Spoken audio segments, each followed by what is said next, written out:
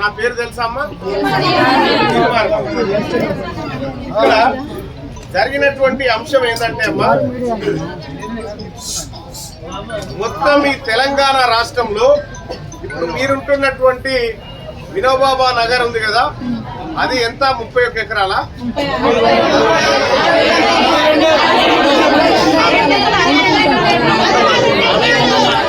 Okay, 62 ఎకరాలు. 62 ఎకరాల భూమి. ఈ 62 ఎకరాల భూమి, ఈ భూమిలోకి అలా జేసీబీలు ఎందుకు వచ్చినాయి అనేది మొత్తం పరిశీలించడం. ఏం జరిగిందంటే, గతంలో ఇక్కడ ఎప్పుడు 2013 నుంచి ఈ 62 ఎకరాల భూమి చాలా చిన్నది. మొత్తం తెలంగాణ రాష్ట్రంలో 1,82,000 ఎకరాల భూములు భూదాన్ భూములు ఉంటే అందులో 65,700 ఎకరాల భూములను వివిధ పార్టీల నాయకులు అగ్రకులాలను కబ్జా పెట్టి బతుకుతున్నారు. ఇప్పుడు మొన్నటికి మొన్న రంగారెడ్డి జిల్లా మహేశ్వరం పక్కన ఉన్న నాగారం గ్రామంలో భూదాన్ భూములను ఐఏఎస్ ఆఫీసర్లు ఐపీఎస్ ఆఫీసర్లే కబ్జా పెట్టారు. భూదాన్ భూములు పేదవాడు ఇల్లు కట్టుకుంటా అంటేనేమో బుల్డోజర్లు వచ్చినాయి. మరి ఐఏఎస్ ఆఫీసర్లు ఐపీఎస్ ఆఫీసర్లు కబ్జా పెట్టిన దానికి బుల్డోజర్లు ఎందుకు పోతలేవు అని నేను అడుగుతున్నా. పర్మిషన్ లేదమ్మా. ఇక్కడ ప్రత్యేక పరిస్థితులు తప్ప ఇక్కడ తెలంగాణ రాజ్యాధికార పార్టీ తీన్మార్ మల్లన్నగా మేమందరం కూడా, మా జానయ్య గారు కానీ, మా హరిశంకర్ గౌడ్ గారు కానీ, మా రజనీ గారు కానీ, లేకపోతే మేమందరం కూడా నరసయ్య గౌడ్ గారు కానీ అందరం కూడా వచ్చి దీనిపైన ఎంక్వైరీ చేయడం కోసం నేను కలెక్టర్ గారిని టైం అడిగాను. కలెక్టర్ గారిని టైం అడిగితే కలెక్టర్ గారు నేను క్యాంపులో ఉన్నా, నేను అందుబాటులో లేను అని చెప్పాను. లేను అని చెప్పిన తర్వాత ఇక్కడ నేను కూర్చొని రాస్తా ఉన్నాడు మీ పేర్లను. నిన్ను ఎవరు రాయమన్నారయ్యా అని నేను అడిగితే ఏవో గారు రాయమన్నారని చెప్తాను. అవునా, ఏవో గారు రాయమన్నారని చెప్తాను. ఆ ఏవో గారికి ఫోన్ కలిపియ్యా అని చెప్పిన. ఫోన్ చేస్తే నేను కలెక్టర్ గారితో మీటింగ్ లో ఉన్నా అని చెప్తాను. కలెక్టరే లేడీడా, కానీ కలెక్టర్ తో మీటింగ్ లో ఉన్నా అని చెప్పి ఆయన దొంగ మాట చెప్తాను. దేనికోసం రాసుకోపోతున్నట్టు? నిజంగా మీరు రాసేది కరెక్టే అయితే నేను ఎమ్మెల్సీని, ప్రజాప్రతినిధులు వచ్చిన ఇంటికి నాతో మాట్లాడించాలి కదా. మరి ఇవి రాసుకపోయి వీళ్ళందరినీ మళ్ళీ మోసం చేయడానికి రాస్తాం. దేనికోసం రాస్తాం?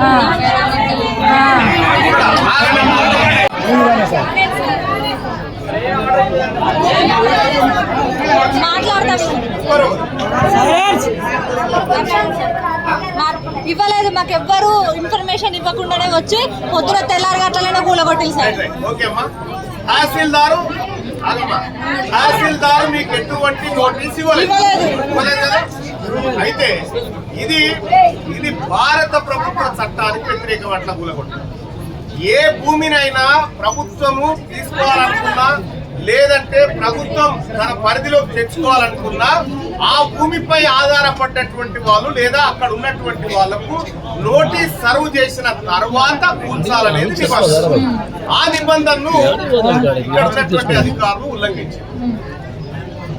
ఎలాంటి నోటీస్ ఇవ్వలేదనేది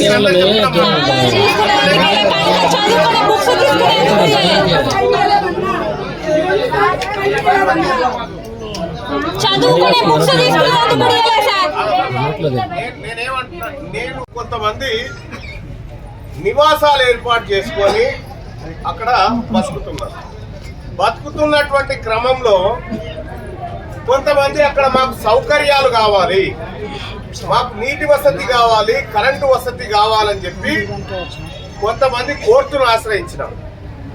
కోర్టును ఆశ్రయిస్తే ఆ కోర్టు ఏం చేసింది, విచారణ చేసి అధికారులకు నోటీసులు ఇచ్చింది. వాళ్ళకి ఎందుకు ఫెసిలిటీస్ ఇస్తలేరని నోటీసులు ఇస్తే అప్పుడున్నటువంటి తహసీల్దార్ శ్రీనివాస్ గారు కోర్టులో కౌంటర్ ఏమనేసిందంటే, ఈ భూములు వాళ్ళవి కావు, ఇవి భూదాన్ భూములు, ఈ భూములలోకి వాళ్ళు రావడానికి హక్కు లేదు అనేటువంటి మాట అప్పట్లో శ్రీనివాస్ అనేటువంటి ఎంఆర్ఓ గారు హైకోర్టులో పిటిషన్ వేస్తే హైకోర్టు ఏం చెప్పిందంటే, విచారణ చేసి వాళ్ళ హక్కు తర్వాత ఫస్ట్ భూదాన్ భూములలో నీకు హక్కు లేదు కదా, ఇందులో ఏలు పెట్టడానికి నీకు పెద్దగా అధికారం లేదు కదా అని హైకోర్టు తహసీల్దార్ని తిట్టింది. ఈడ దారిద్ర్య రేఖకు దిగువన బతుకుతున్నటువంటి వాళ్ళు పేదవాళ్ళే ఇక్కడ ఉంటున్నారు కాబట్టి వాళ్ళని అక్కడ ఉండనియండి అని చెప్పి కోర్టు చెప్పింది. ఇది 2023 వరకు ఈ వాదన కొనసాగిన తర్వాత కొంతమంది నాయకులు ఏం చేశారంటే మళ్ళీ కోర్టుకు పోయి అయ్యా మేము ఉంటున్నటువంటి ఇళ్లను రెగ్యులరైజ్ చేయండి అని చెప్పి 10 మంది పోయి కోర్టులో పిటిషన్ వేస్తే కోర్టు విచారణ చేసింది. మీ రెగ్యులరైజ్ చేయమంటారు కదా, మీ కాగితాలు ఏవి అని అడిగింది.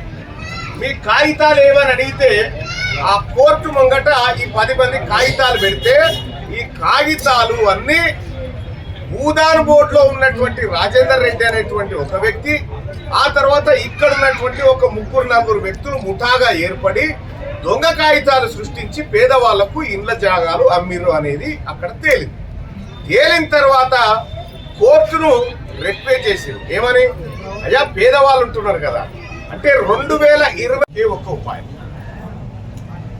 తెలంగాణ రాష్ట్ర ప్రభుత్వం ఈ భూమిని రెగ్యులరైజ్ చేసి వాళ్ళు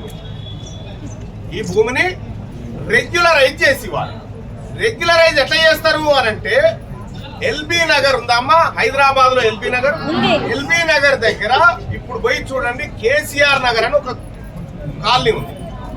ఆ కాలనీలో మీలాగే పేదోళ్ళు పోయి ఇల్లు కట్టుకుంటే అప్పుడున్నటువంటి ప్రభుత్వం జిహెచ్ఎంసీ ఎన్నికల కోసం అక్కడ ఇల్లు కట్టుకున్న వాళ్ళ అందరి భూములను రెగ్యులరైజ్ చేసి వాళ్ళకి పట్టాలు ఇచ్చేసి, ఎన్టీఆర్ నగర్ కూడా అట్లాగే ఇచ్చింది. సో ఈ భూదాన్ నగర్ ఏదైతే ఉందో, వినోబా నగర్ ఏదైతే ఉందో, దీనికి కూడా అదే వర్తిస్తే సరిపోతుంది. ఇవాళ రాష్ట్ర ప్రభుత్వం కోర్టు ఆదేశాల మేరకు ఇల్లు కూలగొట్టింది. మీ అందరినీ పోలీసులను పెట్టి కూలగొట్టింది, మిమ్మల్ని నడి రోడ్డు మీద వేసింది. మిమ్మల్ని నడి రోడ్డు మీద వేయడం అంటే అది అన్యాయం, అలా చేయకూడదు. ప్రభుత్వం వెంటనే మీకు పునరావాసం కల్పించాలి, మీకు ఆర్థిక భద్రత కల్పించాలి, మీ ఆరోగ్యాన్ని ఇవన్నింటినీ కూడా ప్రభుత్వం పరిశీలించాలి. ఇది కలెక్టర్కు ఉన్నటువంటి బాధ్యత, కలెక్టర్ చేయాల్సినటువంటి పని. ఇక్కడ మిమ్మల్ని ఇక్కడ వారేసి కలెక్టర్ వేరే క్యాంప్స్కి వెళ్ళిపోయింది. ఇక్కడ మీ భూములు కూలగొట్టి ప్రభుత్వం అటువైపు చూస్తలేదు. మీరు ఎవరు అనంటే అసలు ఈ దేశంలో పౌరులే కాదనేటువంటి విధానంగా ప్రభుత్వం చూస్తుంది. దీన్ని తీవ్రంగా ఖండిస్తూ తెలంగాణ రాజ్యాధికార పార్టీ, నేను కాసేపట్లో కలెక్టర్తో మీటింగ్ చేయబోతా ఉన్నా, కాసేపట్లో కలెక్టర్తో మీటింగ్లో కూర్చోబోతా ఉన్నా. నేను పోయి మీరెవరైతే లబ్ధిదారులు ఉన్నారో మీ లబ్ధిదారుల పక్షాన మేము మా నాయకత్వం అంతా కూర్చొని మాట్లాడడానికి సిద్ధమవుతున్నాం. ఇప్పుడు నేను కలెక్టర్ని కలిసే కంటే ముందు నేను కొద్దిమంది దగ్గర కొన్ని వివరాలు, వాళ్ళ ఇళ్ల జోలికి పోకూడదు అని చెప్పింది. 2023 నుంచి 2026 వరకు మళ్ళా ఎవరైతే దొంగతనంగానో లేకపోతే అక్రమంగానో అక్కడ స్థిర నివాసం ఏర్పాటు చేసుకునే ప్రయత్నం చేస్తే వాటిని నిర్దాక్షిణ్యంగా కూల్చేయమని చెప్పి కోర్టు చెప్పింది. ఇది ఎప్పుడు ఇదే నెలలో కోర్టు చెప్పినటువంటి మాట. ఈ కోర్టు చెప్పినటువంటి మాటకు అనుగుణంగా అధికార యంత్రాంగం ఇళ్ల కూల్చివేత కార్యక్రమాన్ని చేపట్టింది. ఇక్కడ గతంలో దొంగ పట్టాలు అమ్మినటువంటి ముఠా ఏదైతే ఉందో ఆ ముఠా దర్జాగా తిరుగుతుంది. ఆ ముఠా చేతిలో మోసపోయినటువంటి పేదవాళ్ళు ఈ అంబేద్కర్ భవన్లో కింద కూర్చొని ఏడుస్తారు.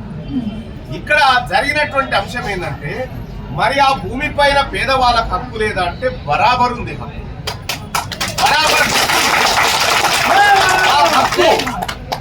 ఆ హక్కు ఈ పేదవాళ్లకు సంక్రమించినటువంటి హక్కు. మనిషికి జీవించే హక్కు భారత రాజ్యాంగం ఇచ్చింది.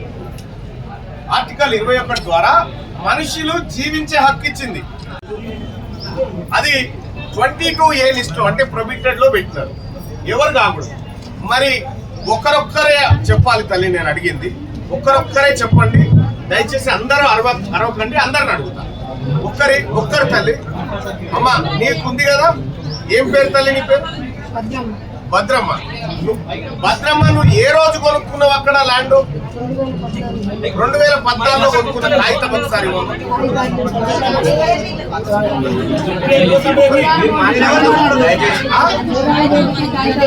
భూదాన్ బోర్డు కాగితాలు ఏమన్నారు? నీకు ఎవరు చూపించిరా జాగా?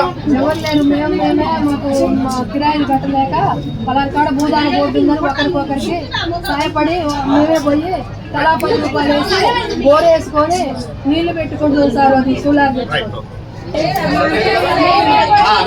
ఓకే అమ్మా. అయితే ఈ భూమి పైన భూదాన భూమి అంటే ఏందో ఫస్ట్ ప్రజలకు తెలియాలి. భూదాన భూమి అంటే ఏంటంటే గతంలో 1950లో భూదాన యజ్ఞ బోర్డు అని ఏర్పడ్డదమ్మా. 1950లో ఏర్పడ్డది. ఏం ఏర్పడ్డది? దాంట్లో ఏంది భూదాన్ అంటే, బాగా భూములు ఉన్న వాళ్ళు ఏం చేసిరంటే, ఇగో మా దాంట్లో కొంత భూమిని పేదవాళ్ళు బ్రతకడం కోసం ఇస్తున్నామని చెప్పి భూములు ఇచ్చారు. అట్లా 1,82,000 ఎకరాల భూములు ఇచ్చారు. ఆ 1,82,000 ఎకరాల్లో 14,000 ఎకరాలు నిజాం నవాబ్ కూడా ఇచ్చాడు. ఎవరికి ఇచ్చింది? ఇది పేదవాళ్ళు బ్రతకడం కోసం ఇచ్చాడు. పేదవాళ్ళు బ్రతకడం కోసం ఇచ్చినటువంటి ఈ భూమిలో మొత్తం 1,82,000 ఎకరాల్లో 62 ఎకరాలు ఇది. ఈ 62 ఎకరాల భూమి కంప్లీట్ గా భూమి లేని పేదలు బ్రతకడం కోసం లేదా వ్యవసాయం చేసుకోవడం కోసం ఇచ్చినటువంటి భూమి. ఇప్పుడు మీరు చేస్తున్న బతుకు తెరవే కదా, దొంగతనం చేస్తలేరు కదా కదా. ఆగండి అమ్మా, ఏ కదా మీరు చేస్తుంది. కాబట్టి మీరు బాజప్తా ఆ భూమి పైన హక్కుదారు, దానికి నో డౌట్.